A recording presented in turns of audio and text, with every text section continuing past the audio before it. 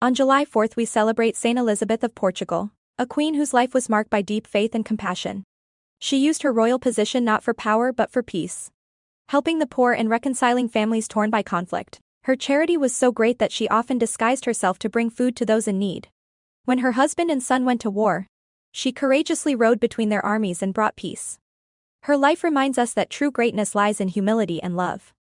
Let us pray. Almighty God, you filled Saint Elizabeth of Portugal with wisdom and mercy. Help us to bring peace where there is division and to serve others with generous hearts. May we live with compassion and humility, following her example of love. Amen.